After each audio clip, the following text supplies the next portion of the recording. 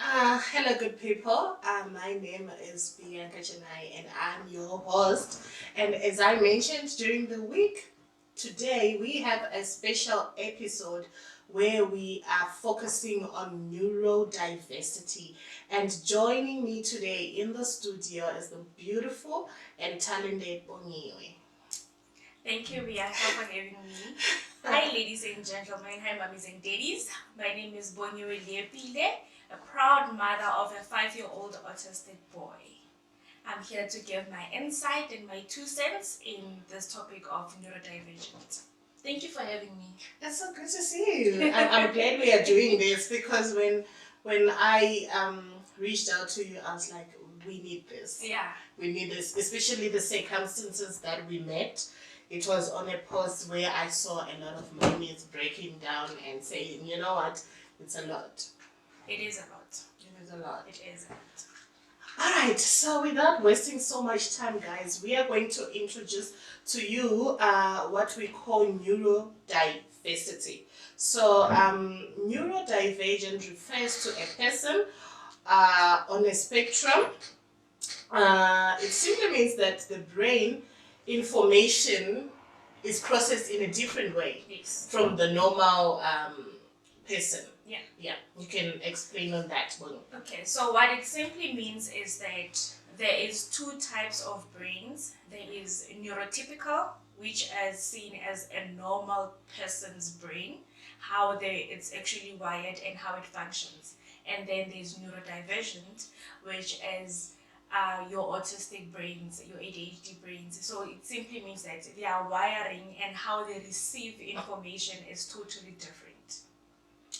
That's perfect. Before I forget, this episode we are mainly focusing on autism, but just to give an intro because we believe we are going to be unpacking a lot of these conditions. Just to give you a bit brief background, like when we say neurodiversity, so we're referring to your kids with ADHD, epilepsy, autism, intellectual disabilities, developmental language disorder, dyslexia. I don't know if I have forgotten. Yeah, I think your ADDs. Yes. Yeah, I think you've covered it. Yeah, all those kids. Yeah. All right, so let us talk, Bonnie. Let us talk about what is autism. We are going to try and simplify this episode so that Amantai can actually understand what we mean, because I believe if we do the terms and specialist terms, we might miss a lot of people that actually don't understand what is going on with the child. So autism in simple terms is just the different wiring of a child's brain or a human's brain. So it's either they have your high functional senses or your low functional senses. So which simply means that with the levels of how the brain functions, some things will be affected. So there will be a development effect that happens on the when the child grows up. So you might find that, for example, your child may be slow to walk, or sometimes quicker to walk, because sometimes a child reaching their milestones fast doesn't necessarily mean it's a good thing sometimes. So as parents, we tend to think that it's a good thing, only to find out at the later stage that it impacts on a child's development. So autism is just a different wiring of the brain and how they actually receive information, and also the sensory issues that they have. And I think now it leads us to the next question, which is a borderline question, because often we're getting a lot of questions regarding, is it genetics or is it not genetics? Is it nature? Because now all of a sudden we have got kids who are being diagnosed with these things. And I think for the greater part, I always say that I think we used to have these, it's just that we didn't have diagnosis. True. And when we were growing up, everyone was just put under the one bracket, special class. Yeah. But now we have got different terms to it. So from my own perspective, I always say that it has always been there, but it's just that now we talk about it more. So what's your take on that? Okay, when it comes to what causes it, if it's genetic and stuff, till today there is no study which is 100% sure that actually this is what causes autism. So as much as they can say it's 80% genetic, but what the 2%, the 20%, 20%. what's happening with the 20%? Is it Is nature it or nature? nature? Yes, you understand. Yeah. Is it so? Up until we get a 100% assurity of this is actually what causes autism, then I'll be sold. So for now, I'll still stick to saying we don't know what is the cause of autism. From my own perspective, disclaimer, from my own perspective, I feel like it's nature, and especially with COVID happening, and a lot of people got scared to go out, especially those kids born prior and those kids who were born after COVID. So I believe they missed a lot of milestones like interaction and uh, gross motor play dates, fine motor play dates, sensory stimulation. So this is just my own opinion as an educational psychologist. I believe uh, it could have played a big role. Now, all of a sudden, kids were now told, you know what, you can go out. But for 3 years, they didn't experience that. So it's a whole new world. You meet new people. You are forced in a constricted place, like a class. You have to have a certain order, and yeah, that's my take. But anyway, up until we get the official yes. route on what causes it, because as you say that it looks like now, because of now, you have parents who are vocal about it and who advocate for their kids. Now it looks like the diagnosis is only a pandemic now, but it has always been there. True. Before COVID hit, there has been someone who was actually autistic. There has been, if it goes back to your Einstein. When was Einstein born? He was born autistic. Yes. So it goes as far back as that. It's just that we didn't have an official diagnosis. We didn't know the name. We didn't have a term for it. That the child is actually autistic. We would just say maybe the child is slow, or the child, there's different terms that we use, but autism wasn't one of them, because we didn't know that it actually exists. So I think because of the term was not there, or we couldn't name it, it looks like it's a new thing. It's a new thing. Yeah. Alright, just to rewind it back, because I'm here as an educational psychologist and we are here as a parent with a child with autism, and I just want us to rewind it back on your journey. Like, how did you find out? Did you notice anything?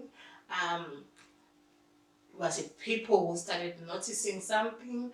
Was it the school, if your child was going to school, that called you? Taking it back, I'm the one that noticed. Okay. My son had a thing called a regress. So meaning, instead of his development adding, it was becoming lesser and lesser. Mm-hmm. So my child walked before he was 1. Wow. He was talking, he was singing and doing everything. Wow. But up until he turned 2, then he started to regress. Even the words, his vocabulary became lesser and lesser and lesser, up until he became non-verbal. Sure.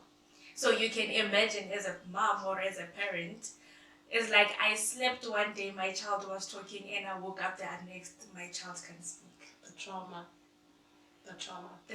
And now I cannot deal with it, because now I'm worried, like, what's happening with my child? And because of he's a boy, you get those things like, boys are slow, he will recover. He will be this and give that. Give him his space, he will be fine. But up until I realized at age 3 that he is not getting better. He's actually getting worse and worse when it comes to speech. Then that is when I started the process of actually getting intervention for him. So I started with speech therapy first because the speech was something that was there. Yes. That was the one which was a big concern. Yes. So, but now that I look at it, he always had traits. It's just I wasn't aware because he's always been a picky eater. Okay. From being a baby, he's always been a picky eater. But I've told myself that maybe he's just a child. He has his favorite foods and stuff like that. Only to find out that is one of the traits. Based on kids being picky eaters, this is something that I had to learn as well from one autistic child to the other, that you know what, because I feel like people who are not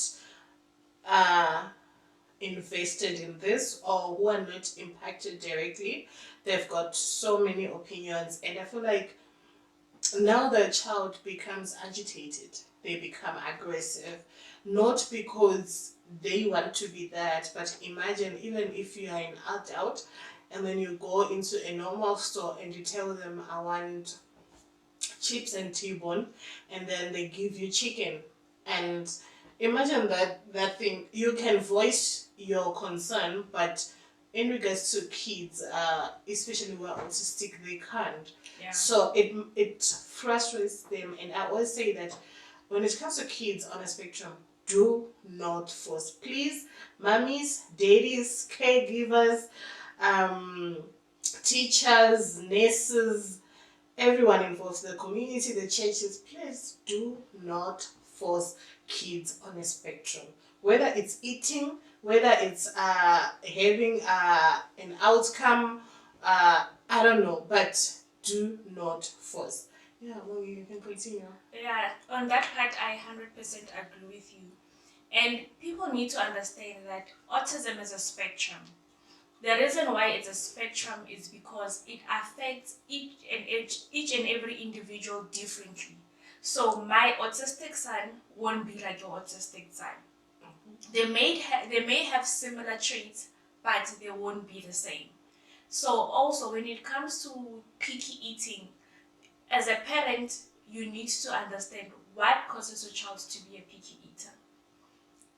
Then that is where sensory issues comes in, because of their senses, how they taste, the texture of the food, the smell of the food for them, because of the information, as I said, that an autistic brains receive information different from a neurotypical brain. So how the message transfers to the brain of the food is different to how our brains transfer messages. So, and if something works for my child, it doesn't mean that it's gonna work for your child.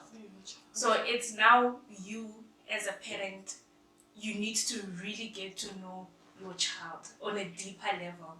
And also the meltdowns that you're talking about, the frustrations that you're talking about, they are all caused by sensory issues. That's why I always say I don't like to use the word tantrum when speaking about kids who are on a spectrum, because they are not throwing tantrums. They're actually having meltdowns. True. So it's because of, you can imagine I'm trying to say something to you, but you don't understand what I'm trying to say. And I myself don't understand why I cannot say what I need to say, or I cannot understand how exactly am I feeling at that point of time. So that is also what causes the meltdowns and stuff like that. I'm not saying they don't throw tantrums. My son does throw tantrums sometimes, but I can differentiate between him having a tantrum and him having a meltdown. Because with me, regarding to eating, or just to make sure that the kids that I'm dealing with can complete the outcome for the specific week, I have decided to use the I don't know how to put this, what they like most, their attractions. I decided to use them as their strength.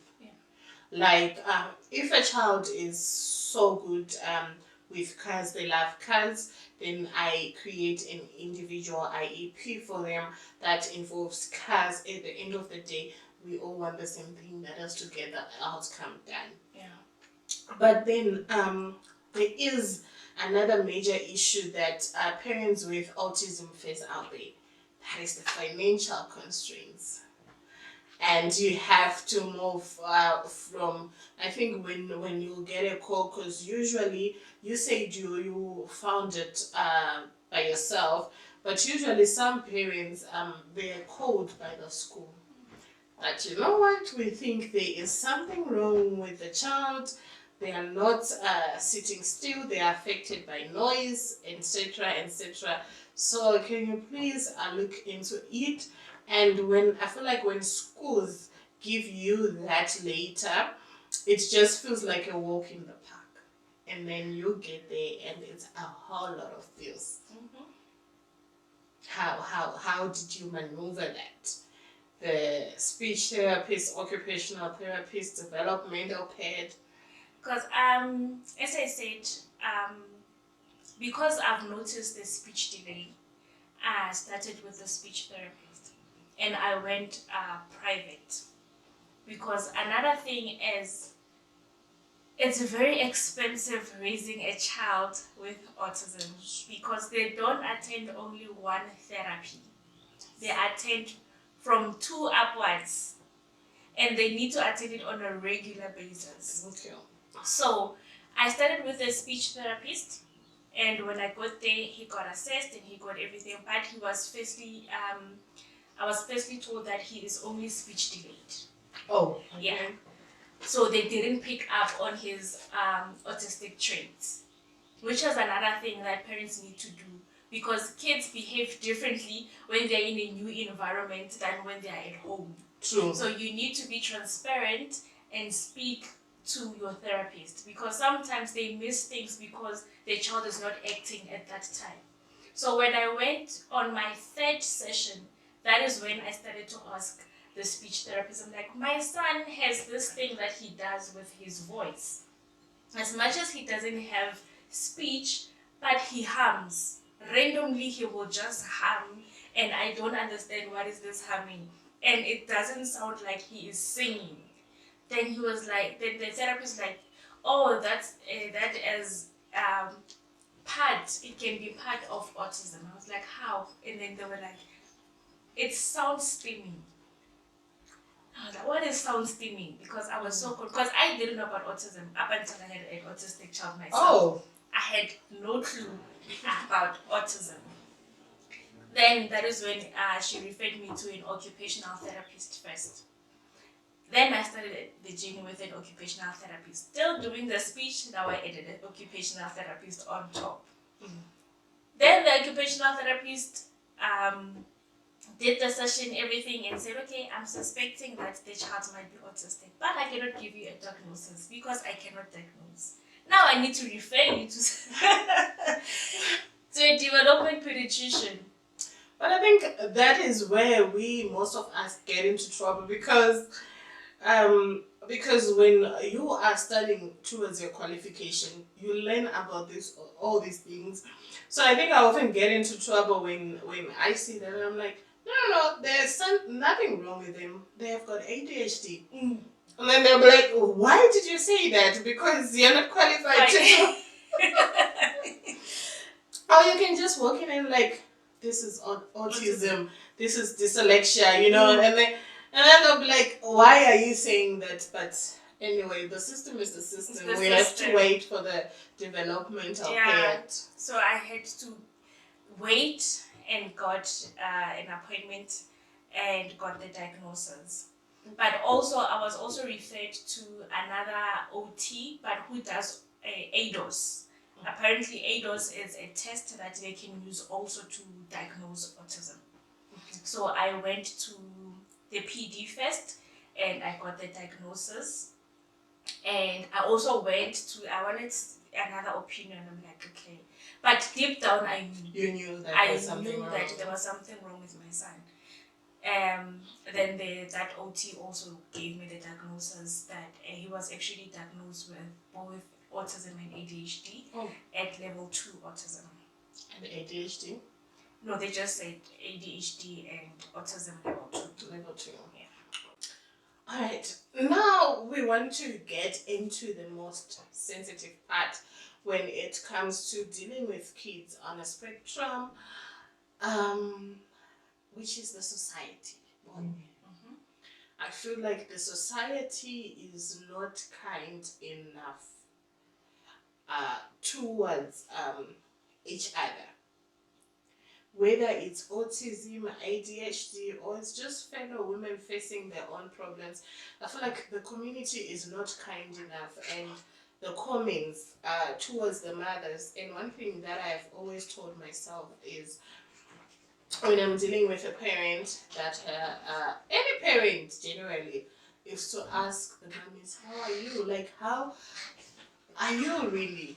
Where is your mental health at? Because it's too easy for a parent to walk in and like, your child was naughty. Oh, you forgot to put extra clothes in your child's bag. Oh, you forgot the wet wipes. But through dealing with kids on the spectrum, I've learned to have patience, to be kind, to be loving. So instead of asking, why didn't you put wet wipes? You forgot to do this. You forgot to put a lunchbox.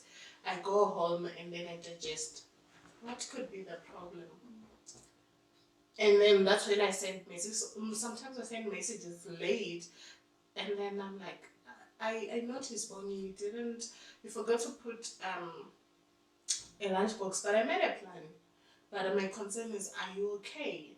And I feel like the society is lacking that. The society can be cruel. True. Can be very cruel. Because of we are quick to respond, especially if something is not affecting you directly. True. And also, it's the lack of the knowledge. It's the lack of knowledge also, I believe. Because if you know about something, if you're educated about something, some things you won't react to them. So I will be honest, myself included. I used to be that lady who would see a child kicking and screaming there at the mall, but not approaching the parents, but I'll be like, where's the mom or where's the dad? And that would be the first question that I ask. They're making too much noise. Yeah, where is the mom? Where is the dad? But now because autism has came and knocked on my door, now even if it's tantrums that you can see that this child is actually throwing a tantrum, not a meltdown, I actually have empathy now. True. Now I can actually say, oh, I wonder what is the mother feeling at this point, because I understand that so many people are going to be so judgmental. So I feel sorry for the parents now that they're going through this, but only because of society, because how will society perceive what is happening, or how will they look at it? So society lacks information. Society lacks knowledge, and we don't want to educate ourselves on some things. No, they don't want to. I'll give you a typical example. One day, I went to, I won't name the restaurant, but I was in a restaurant with my child. Because of his condition, he cannot sit still. So I allowed him to just pace around the passages. Yeah. Came the waiter, and there was a white family sitting opposite me. Then there was a black family sitting behind me. I already know the outcome. My fellow black people, I already know the outcome to this. So now, because I allowed him to just pace, and I'm thinking he's not touching anyone's food, he's not engaging with anyone, he's just pacing. So it's fine, I'm going to let him pace so that he regulates himself. Because him sitting down, it might actually make things worse because he might have a meltdown. Because here we're in a restaurant, there is lights, there is noise, there is too much people. And in the restaurants, there is a lot of noise. There's a lot of noise. So the family behind me told the waiter that my son is disturbing him. Then the waiter came and approached us. The white family who was sitting opposite, they heard it, and they were like, so when the waiter left, because I said to the waiter, my son is autistic. There's nothing that I can do. Yeah. Then that white family was like, oh, your son is autistic. So I was like, yeah, also our daughter, we have a daughter who is autistic, and so forth. Okay? So we started communicating and stuff like that. Then the daughter came. The daughter was actually the play area with one of the family members. So when the daughter came now they started to paste the whole passage together. It's an activity now. Now they started to paste the whole passage together. So now, then the one of the family members, the white family, was like, I want to see, and like he said it so loud, I want to see now what will this family say. Are they also gonna report us? No. Then they didn't. No, that's an issue for another day, but yeah, they won't. But I feel like from my own personal journey as an educational psychologist, I think I told myself that when I'm going to meet the kids, because I don't know what the child personally, because for me it's the child, what the child is going through, what they have been through, how the day is going, but all I know is that they might not be able to express, but that feeling that, you know what, I used to have a teacher who used to push me away when I tried to interact or hug them. It has led me to, I always tell people that if you see me Monday to Friday, you will not realize that it's me because I'm in the worst clothes ever. I think one of the guys has seen me in the worst clothes because at the end of the day, and with that, I've had also people or fellow parents look down upon me, but it's fine because at the end of the day, it's the child. So when I'm going to that, I know that, you know what, I'm going to play. There's someone who's going to come with a handful of porridge and touch me. One is going to come with a muddy face and hug me. One is going to come and kiss me. So I have had to have that provision. Welcome back, guys, and welcome to the last episode of the first part of our series where we explore neurodiversity. We're still going to come with a lot of information. All you have to do is follow us on YouTube, TikTok. Will put everything in the description box, and Facebook, and then you can send us questions that you want to know, then we can answer them on the podcast. But before we close, I just want to mention that we do have an autism workshop happening on the 26th of October in Tembisa. Yes. The autism workshop is for everyone who is involved in raising a child who's on a spectrum. So it can be mommy, daddy, uncle, aunt, nannies, as long as you know that teachers, as long as you know that you are involved in a child's life who has autism, you are more than welcome to come and join us. And it's a workshop, not an event. So which truly means that you are gonna get education, we are gonna be given tools, and our educational psychologists will be there to give us the one-on-ones. I'll be there. Questions, you come, piece of paper, please, pen and paper, make sure that you bring them along. And kids are also welcomed. Okay. It's gonna be a fun play area for the kids. Meals are included, so it's only $250 per person. Adults, kids, they enter for free, never minding the age, but kids, as long as it's a child who's on a spectrum, can be 3, 4, they can enter for free. 16, I've got my 16-year-olds who are autistic. Yeah, also welcome.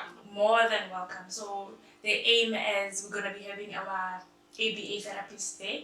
So they're going to be teaching us on behavioral, how to handle our autistic kids, what are meltdowns, what causes meltdowns, what are sensory issues, and all those kind of things, which I think they are very vital when raising a child who's on a spectrum. And it'll make us parents to be less frustrated, because we get frustrated because we don't know what to do. How to handle the situation. And how to handle the situation. So the workshop is there to minimize all of that. All right.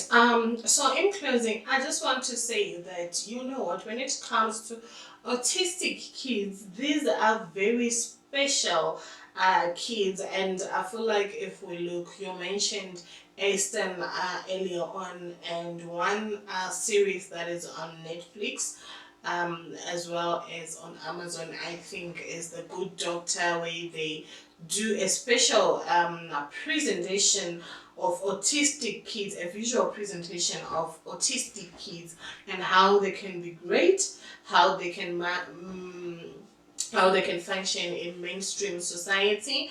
And I think it's a good thing.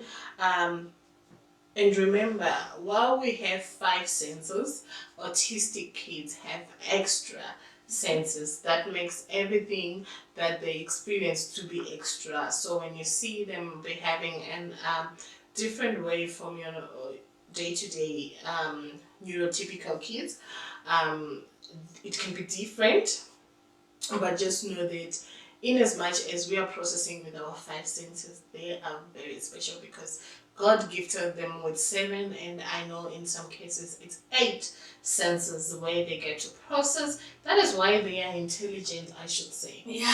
That's why. And Bongi, what do you have to say in closing? So in closing, I want to say autism is a spectrum, and autism is different from one person to another. And also, just because of your child has autism, it doesn't mean autism is the end of the world. It's just a part of who they are. It's not who they are. So if you can have billionaires, multi-billionaires who have autism, then it clearly shows that a person with autism can actually be successful in life and can actually achieve the dreams that they want to achieve. It's up to us as parents to give our kids the good tools and the good guidelines. So I think if we have proper tools, then you are able to build a proper foundation for your child. And we are also working on opening an support group for parents who have got kids that are neurodivergent, especially in Africa, in particular in Southern Africa.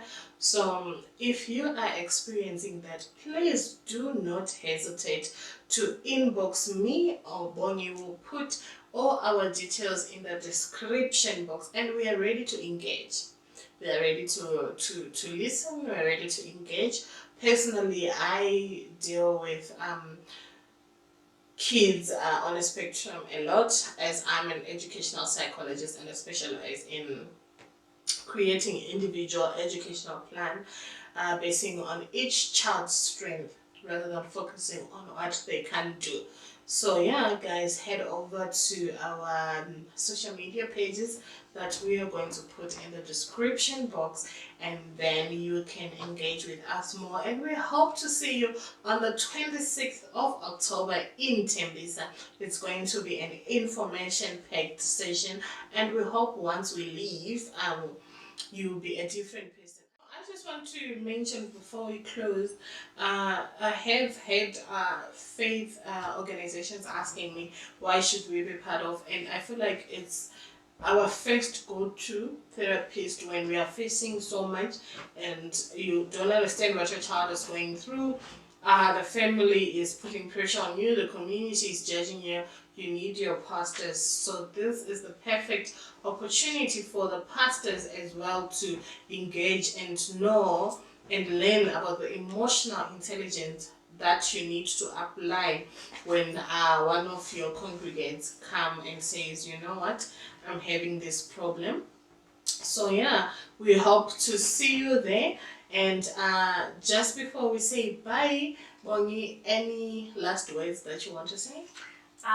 Nothing much. Just want to say thank you for having me. Thank you It's for a pleasure. inviting me. It's a pleasure. Thank you for giving me this platform. It's always an honor to advocate for autism. So yeah, I just wanted to say thank you so much. And parents, remember, just because of your child is autistic doesn't mean that it's the end of the world. And we are going to have a lot of these episodes. We're going to have a lot of campaigns advocating for awareness.